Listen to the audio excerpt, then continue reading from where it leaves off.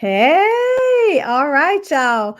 Welcome to another episode of the Dr. Kiki Ramsey Show. And listen, y'all are in for a treat because guess what? I have my better half on the show again. And today we're going to be talking about something that has just been surfacing a lot. And it's about trauma. I've seen a lot of books, a lot of therapists, a lot of people that are talking about trauma, and we wanted to come on and give our perspective of trauma and what it taught us about being resilient. So, y'all, the doctors are back right after this.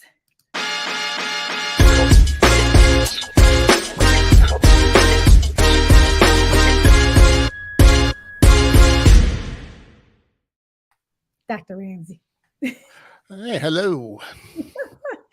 Y'all, it's always so funny when we're on a podcast together because we live in the same house and we see each other right before this. But he's in his office and I'm in mine. And that's how it is. So I'm excited. If you are joining us live on today's show, go ahead and drop your name in the comments. Let us know where you are tuning in from. We'd love to give you a shout out. So we're talking about, somewhat of a serious topic in trauma.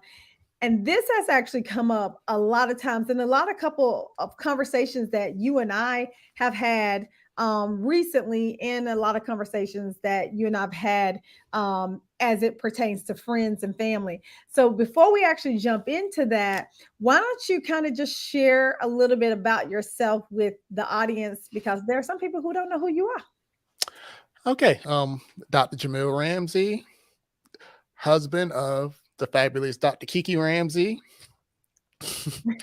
So, grew up in Hartford, Connecticut, which when I tell people I grew up in Connecticut, people have many different images of what they picture Connecticut to look like. They think about TV and the big houses and the quote unquote white suburb of New York affluence. Now, don't get into the whole story because we It's can go there. into it later. Okay. It's there. So, but I grew up in Hartford, Connecticut, which is a predominantly black urban area of Connecticut. So, went through a lot of things in my past that really informed the way I grew up.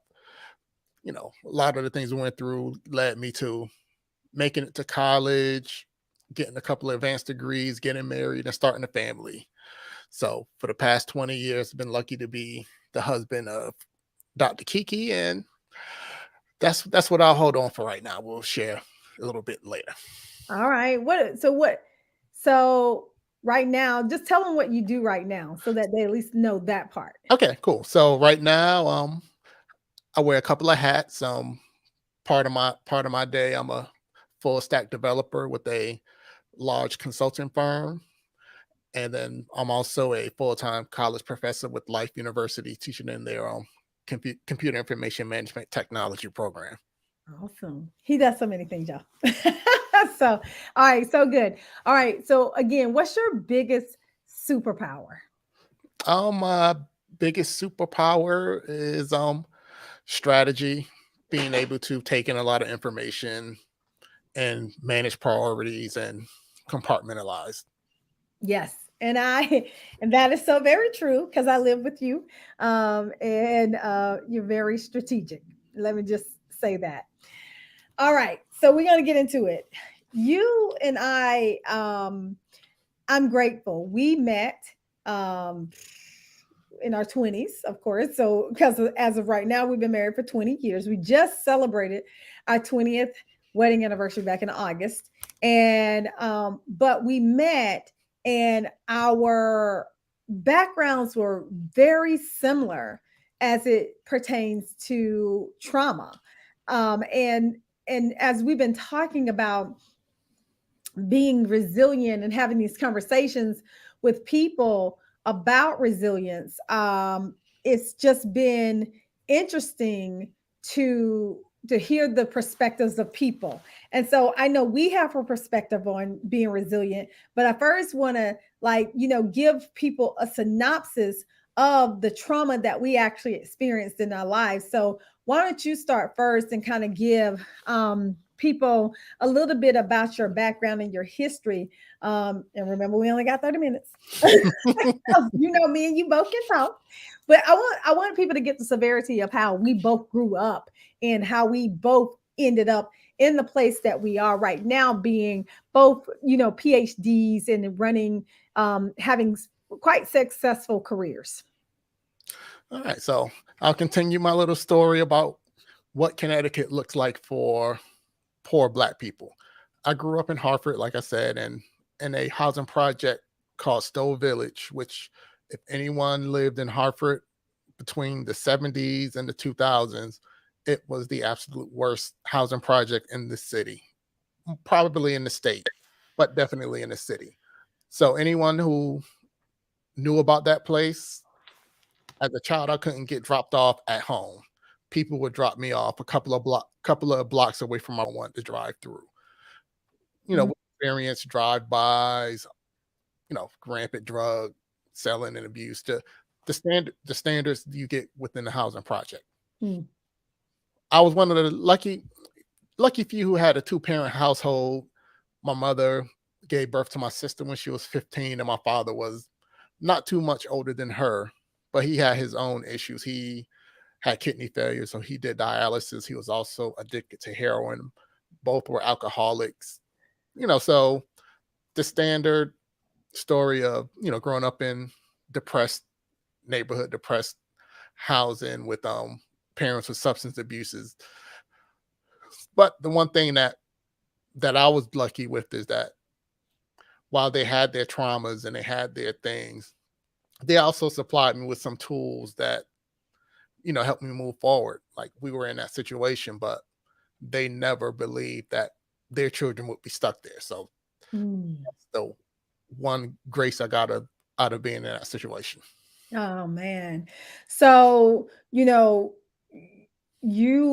didn't have, it wasn't stable for you, right? Like when you have a parent who's addicted to drugs, that's always a very sketchy situation. And living in the projects is even sketchier. I didn't know that people would drop you off blocks away from your house. Oh yeah. No, I never got a ride home. I always got dropped off outside of the project and I had to walk home. Wow. And I remember going to Connecticut and you showed me, Stowe Village. And I was like, dang, that's your projects? Because I grew up in the projects as well, but our projects look 1,000 times better if you can compare projects, right? Our projects look 1,000 times better than your projects. That's crazy to me. So I'll give you, kind of a little bit of my side of the story as well. So I grew up, in the projects as well, but not, the way Jamil's projects looks. Our projects were called Woodland Homes, and it was in Greenville, South Carolina. And I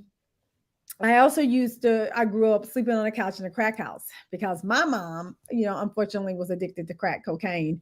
And it was a pretty, traumatic experience growing up with a parent with addiction. And, you said something that kind of sparked in me is like our parents, although they had these addictions, they still wanted the best for us, but they had addiction, like they had an addiction. So some of their behaviors may have seemed like they didn't care or they didn't want the best for us, but we know that they did, right? But at the end of the day, an addiction is an addiction, and it's super difficult. So I grew up, sleeping on a couch in a crack house, and I actually ended up getting pregnant at 16 years old. So quite like your mom, I didn't have, I had my baby at 17, and it was just tough. I was like still in high school. I was in the 11th grade trying to go through, school, trying to work a job. I also had a sister who was 5 years or is 5 years younger than me that I was also trying to take care of. And so that was a difficult situation. I know you have a twin brother. So you have your older sister and a twin brother. What was some of the things that they even went through during this time? Yeah, we all went through the same struggles, but where I got a little bit luckier is that I always excelled academically. So I was on a college track pretty early. My brother wasn't so fortunate. And after our father died, when we lost that structure, he ended up getting a little, he didn't have school to fall back on in the same way. So he ended up falling into the streets a little bit more. He went Mm. through his journey of incarceration. My sister had dealt with some of that also, but I am proud to say that they did take a lot of the lessons we got from our parents to heart, and they have always had strong work ethics and were able to overcome some of that. But the trauma is real, and it really put us on a real path of being rocky path and trying to figure out a lot of things on our own because we just didn't have a template or a guide to really show us what that should look like. Yeah.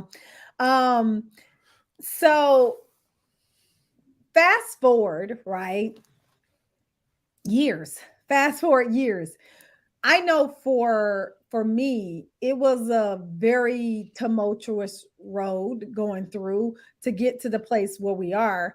But I think the place that you and I both sit is a place of resilience. And that, and despite everything that we went through, we do find ourselves here at this place. Um, Myself, I have an undergrad degree, I have two master's degrees and a PhD.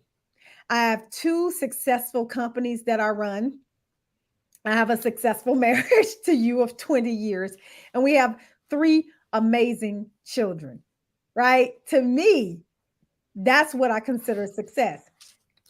You, Yeah, for me, based on how early my father died, for me making it past 36 years old was my first success. mm, wow. But outside of that, you know, having a full-time job was a success. Mm, I mean, I grew up with two parents. My father was disabled, so he got a check. My mother got a check. People in my environment didn't work. So growing up to be a successful, stable adult was the first success. Once I figured out that was simple, taking it to the next level, like I said, the Ramseys like collecting degrees. I mean, between the two of us, we got 8. Well, I got oh my gosh. 2 bachelors, a master's, and a PhD. So being able to have the success, it's an honor and a testament to my parents because one thing they did give me was a sense of entitlement to success. Mm, I was in one business that they called it ignorant enthusiasm. I never failed because I never conceptualized failure as an option. I mm. always believed I would make it. So I think that was the seed that sparked my resilience. My parents always poured into me that I would be special. And I Mm. was ignorant enough to believe it. And that served me a long way. Wow.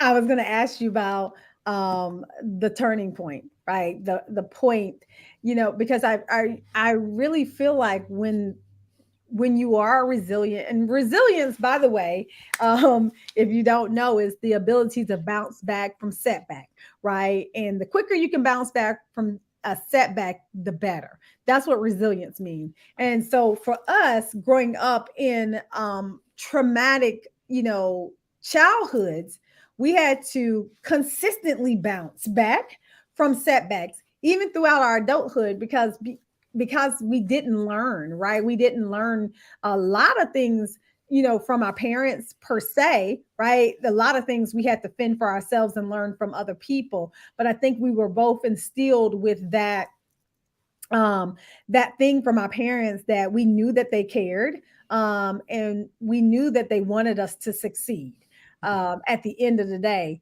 So what do you think the turning point was for you? I can luckily say that I didn't need a turning point because I had two parents that could have been positive psychologists. Okay. They recognized my strengths early in life. Matter Mm. of fact, for all of our kids, all of the kids, all their kids, they recognized our strengths and they always encouraged our strength and believed that they would be strong enough to carry us out of our current situation. Wow. And what also helped is that I got that external validation from other people who confirmed that they saw the same strengths and they saw the same belief. Like very early, people would say, "I'm smart. You're going to go to college." I had no idea what that meant, but it's something that I've heard my whole life. So it's something that I never doubted would happen. I just thought it was a natural conclusion to where I would be going. So I say to any people who have any relationship with children, praise them for their strengths, help them grow in their strengths, because when they can make a connection to their strengths and where it can bring them, that's a sign of resilience. When you believe in something strong enough, you build enough resilience to say that these circumstances can't shake me off my path. Wow. I love that you said you didn't need a turning moment. Um I think that's so powerful because um I hadn't really heard that. I had a turning moment, right? I had a turning moment one night when I was sitting on the couch in the crack house, and I just didn't want to be there no more. Like as much as I knew my mom loved me, I was still sitting on that couch in that crack house, and I was furious. I was mad. I was all the things, and I didn't want to be there anymore. And so I promised myself, no matter what bad things happened, I was going to be successful.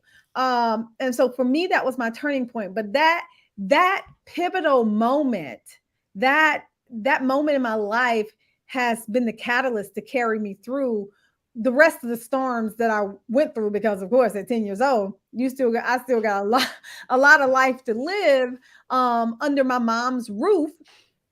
And it wouldn't, you know what I'm saying, and I wouldn't be here had I not, realized that this is not the life that I want to live. Now, I knew that I was special. I knew that I was smart. My teachers told me that. Even my mom would tell me these things, right?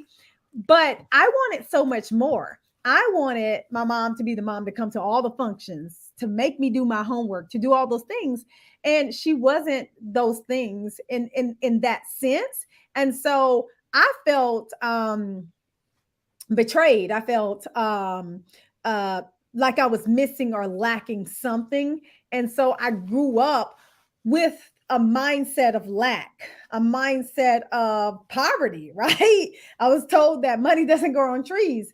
And so for me, a lot of negative things because of the trauma were instilled in me. And so I don't feel like it. Well, I'm not saying this is what you're saying. I had to have the turning point, but I had to keep on having turning points because for most of my life, I was pissed and I was mad that I had to go through that thing. Yeah, because of our personality types, that thing just presents differently. Like for me, I grew up understanding that this part of my life is temporary. Hmm. It's not gonna last because that's But you where had the everybody. wherewithal to know that at a young age, like to conceptualize that this is That's going to be temporary. Yeah, that's what I was told. I was told that this is not gonna be your life, and I had the results to prove it. But on the other side, what I dealt with is I tried to separate myself from that place as much as possible. I had a lot of anger and a lot of embarrassment about my situation. So whereas you were upset that people didn't come, I was glad. I didn't have to deal with that. I could just do my thing and keep it moving. I was very judgmental. A part of the work I went through later on in life is really having an appreciation for my parents later for what they did provide for me, given the circumstances, and understanding more about their stories later on and realizing that they didn't have half the opportunities I had, and they made it their goal to make sure I had them. Yeah. There's no way I would have been successful without standing on their backs. So Mm. I end up having a big appreciation for their story and their struggle, and understanding that a lot of things went wrong for them, and they accepted it a lot, but they wouldn't accept it for us kids. So we became special people because of their dramas and their traumas. And I believe that wholeheartedly. Jordan says, "Hey Jordan, I got here as fast as I could." LOL. um, I totally believe that, right? I know my mom, Lucy, aka God, bless her soul, just as much as Lydia, your mom. Neither one of us have our moms anymore, which is, super sad because we have, babies and stuff like that. And so that's a sad part about it. But I think that what I ultimately realized is that what they went through, that, the drama and the trauma that they went through, which is what we went through, right? The, Mhm. the drama and the trauma ultimately made us who we are today. And I'm so fortunate that I was able to tell my mom that before she passed. It was on her deathbed actually. The day before she passed, I was able to tell her just that. And she asked me to say it at her funeral. And I absolutely was able to do that. But here's the thing, so many of us are dealing with trauma in today's world. And I'm not even saying, I feel like you just alluded to it. Our parents dealt with a lot of trauma and they had less resources and less, ways to cope with it. Some of them cope with it, through drugs and stuff like that, Mhm. but they had all this trauma. We have a lot of trauma now. And I feel like, we've seen that a lot of the trauma is being unaddressed still. And we, some of the conversations we've had, we are making excuses, right? And I say excuses because when we allow the trauma to just, when we give reasons or why, like, oh no, this person has had so much trauma, this is why they are right here, or this is why they haven't made it to where they should make it because of their trauma. I think we take away somebody's agency. What are your thoughts about that? Because I mean, we've had these conversations, but I think Yeah, it's a disservice. I very much believe in that. If you look at our two stories, they are exactly the same in this respect. We were told from an early age that we were special and we had talent and we had an ability to transcend our circumstances. Even though you got pregnant, there wasn't a single person in your life that believed their life was over. I mean, some people thought I was going to be a statistic. Some people, but I'm not talking about some people. I'm talking about the core people who are important to you in your life. Right.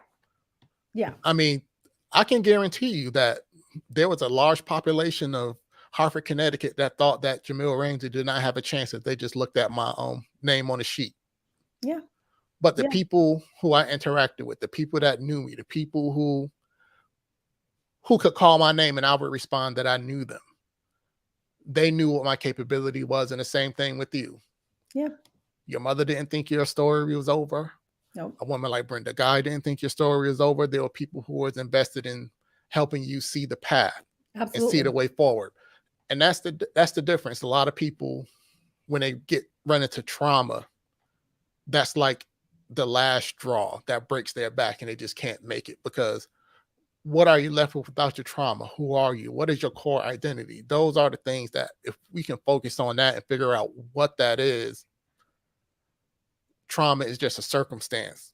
But what you're left with really determines what kind of life you're gonna have. And what you decide, yes. And I think what you decide to and how you choose to move forward, because we all Yep. have choice, right? Like, Mhm. I think we all have choice. And I think the difference between you and I is that we chose. We Yeah. chose, even though we were told this, right? We still have to make a choice to Yeah. No, overcome and to I move agree. I forward. agree with that. It's a twofold component because there's many people who aren't getting life breathed into them. No, they're not. And that's a very important part of the process is why I say if you have any access to children, any young people, regardless of their circumstances, we need to speak into their strengths, because that is the things that people can hold on to. That's you need something, some core thing to build your resilience around, because that can't come out of nowhere, even if it's irrational. You know, I had this magical thinking that because somebody told me I would go to college, I would make it into college. So much so when I got there, I was not prepared for it. But, having enough resilience, I figured it Mhm. out. But just having that irrational belief is enough to get you started, because once you realize you can get a win, you can build on a win. Yeah, no, you definitely can. Yeah, I love that. You can definitely build on the win. So, what do you say to people who have actually experienced a traumatic experience and are holding on to this story about their lives, but I mean, they say they want to move forward. What do you say to these people? I have to get them to really question what it is they really want and what are they willing to give up. Trauma can be a comfortable place. It could be a shield against the toughness of the world, and you can really just lay in that trauma and disconnect from everything, because now I don't have to do anything because I have a reason not to. You have to really build a why. I mean, it's the most cliche thing you'll ever hear, but what is your why? My why was simple, was that I was born to do this. I was born to be better, and everyone believed in me. Your why is, I don't want to be in this situation. It doesn't matter where the why comes from, but you have to develop a why, and that vision of your why have to be better than, or have to be a compelling reason to deal with the toughness of the world. Because with Yeah. or without trauma, this world will beat you down, and you have to find a reason that makes it worth it to continue that fight. You do. You absolutely do. I love that. And I would say that you know, you absolutely have to choose to move forward, right? You have to choose that. Like if you do not choose it, then life is gonna be Mhm. lifing because it life's. Yeah, it's funny. Exposure is also important. Like my father, he got sick early in his life, so he there was a lot of things that he wasn't able to accomplish. I can, looking back as a child, I can see his want of more, but feeling restricted, being chained down by 3-day dialysis, low education, the family, all of these things that held him back. But I think he looked at his children as a chance to achieve all these things he never had. I can see that. So he he really exposed us to a lot of things. Like he gave us our first art lessons. He took us to places that the average kids wouldn't make it to in our given circumstances. I mean, I can remember hearing some of your stories, how your exposure to different neighborhoods and different people kind of sparked your desire. I think for those of us that get lucky enough to get exposure to something better, it's a lot easier to create a why. I would Yeah. say people who are really feeling stuck, who may not have been lucky enough to have that exposure externally, may need to try to find opportunities themselves to explore the world a little bit more, even if Mm. it's something in your own city. Yeah. Go to a museum, do things out of the ordinary to get you out of your current routine, so you can see that the world is bigger than the bubble that your trauma puts you in. Absolutely. I agree with that wholeheartedly. I mean, I remember going to school and we went to school in a very wealthy neighborhood. So I picked out my house. I remember, we were going back to Greenville, South Carolina, and I drove here. I'm like, that's my house right Mhm. there. And it's because I was exposed to those kinds of things. And I continue to expose myself to those kinds of things because it stretched my vision in terms of where I wanted to go, and then it started to make me believe that I could actually get there. Like if they can get there, why can't I? Like what's the Mhm. difference between them and me? And I do think that when people, are stuck in, a loop, we get in a loop sometimes. To get ourselves out of that, exposure is a great way to do so. Go to a museum, do a lot, some things. I was just talking to a friend not too long ago, and she was like, I'm about to just start having experiences because I am in my 40s and I just haven't had experiences because I've been waiting. I've been stuck. I've been stuck in my trauma. And I think that's important. I also think that getting help, therapy, coaching, something like that. I wouldn't be a coach if I ain't say coaching, right? Mhm. Right. I mean, it's the truth. I mean, I know I had to go through my own therapy. You went through your own form of therapy in the Hmm. landmark form, right? Like we have to get out of our own head because sometimes we get stuck. Yeah, absolutely. I am all for all types of self examinations. So definitely, I would say first level, coming from a strategic point of view, let's first just shake your routine up, get some exposure, start figuring out what's out there. But definitely, if you get to the level where you have access to more resources, access to more people, mentorship, coaching, therapy are definitely important parts of this journey. Like when I talk about my parents, they are my first coaches. Yeah. Everyone isn't that lucky. So you definitely want to be conscious of that. Finding good mentors, getting out there enough to find people that can see something in you, because that network, that Mhm. extended family is what can really lift you up when you can't see things for yourself. Yeah, absolutely. Oh my God. Uh we could talk about this all day, but I really think that, if that we've given everybody just at least some tools and that trauma has taught us. I think that, when we think about trauma, we have to not stay there. We can't stay there because it's not good, for us to stay there. And so thank you so much for coming on the show. I think we're gonna make this a regular occurrence. So y'all will see the doctors back again. And so if you are well, let me just say this. Let me ask you this. What is, some parting words that you want to leave everybody with today?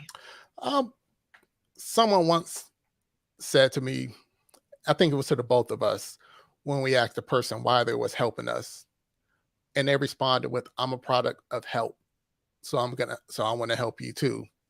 And I've taken that message to heart. And if we can be products of help, we can also be agents of help. Mm, And if you find a person who you can see a spark in and they can't see it for themselves, reach out. I mean, that's really the start for helping people break out of their bonds. yeah. Awesome. I love it. I love it. Well, if this episode of the Dr. Kiki Ramsey Show blessed you today, go ahead and share it with somebody. And if you're a woman who is a professional, which most of us are because we work, I invite you to join me at Happy Women Lead. We are a group of women who are just leading life, and trying to be happy at the same time. All right, y'all. It's been another great episode. I will see y'all later. All Thank you, right. babe. Thanks, everyone. Peace. Bye.